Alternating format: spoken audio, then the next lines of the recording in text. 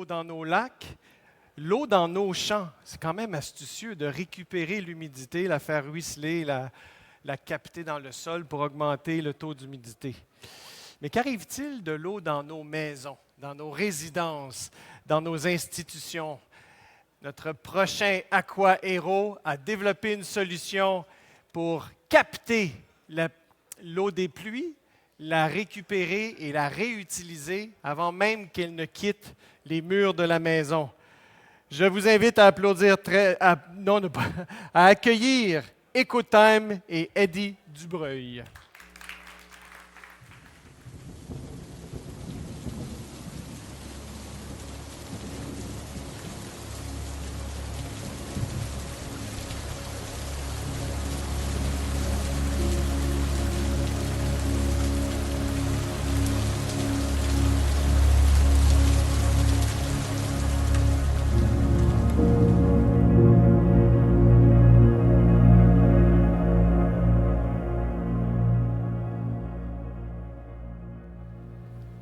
Papa, si on n'a plus d'eau demain, c'est parce que tu faisais caca dans de l'eau potable.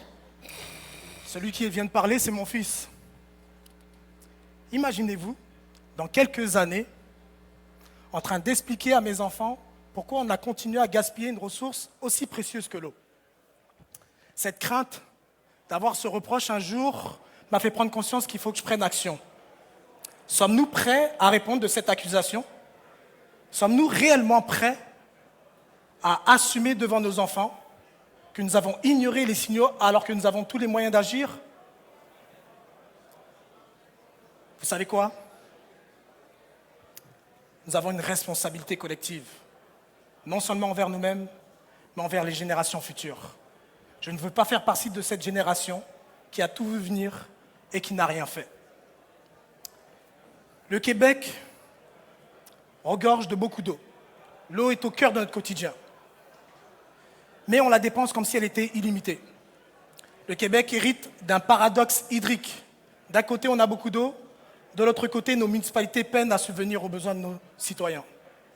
On le sait qu'on a beaucoup d'eau. Avec nos lacs et nos rivières, on nage dans un faux sentiment d'abondance. On en a tellement qu'on la distribue à outrance. 478 litres d'eau par personne par jour. C'est 3 fois la moyenne européenne.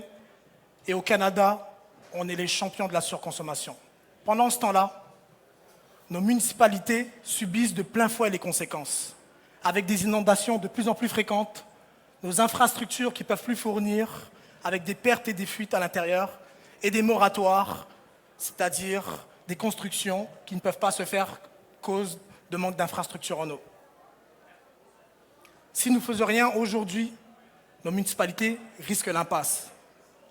Le plus choquant dans tout ça, c'est que plus de 40% de l'eau utilisée dans nos bâtiments n'a pas besoin d'être potable. Et pourtant, on utilise partout et pour tout, de la chasse d'eau de nos toilettes, de l'arrosage des patinoires, de lavage de nos rues et lavage de nos camions. Ça ne fait pas de sens. Je sais qu'on ne manque pas d'eau au Québec. On en abuse. C'est à partir de ce constat absurde que j'ai décidé de co-créer EcoTime. Avec mon partenaire, on a décidé, avec une mission claire, concevoir des systèmes innovants et mobiliser la société afin d'optimiser les ressources naturelles qui nous entourent. Parce que pour nous, on refuse de voir le problème de l'eau comme une fatalité. Et bien sûr, ce n'est clairement pas une ressource illimitée. Alors EcoTime s'engage à trouver, avec notre équipe, des solutions dès maintenant. On commercialise des solutions simples, concrètes, efficaces et adaptées à une réalité qui ont pour but de collecter, traiter les eaux et de les mesurer, de réduire à la source nos consommations. Nous avons 2 solutions. La première, c'est l'Oasis. C'est un récupérateur intelligent qui récupère l'eau qui ruisselle sur nos toitures et qui permet de réduire la dépendance en eau potable du bâtiment. La deuxième, elle s'appelle Hydraloop. C'est une solution qui récupère les eaux usées provenant des bains et des douches et qui va permettre de réduire la consommation du bâtiment et les rejets d'eau en même temps. D'ici 2028, nous prévoyons de déployer 80 unités à travers le Canada.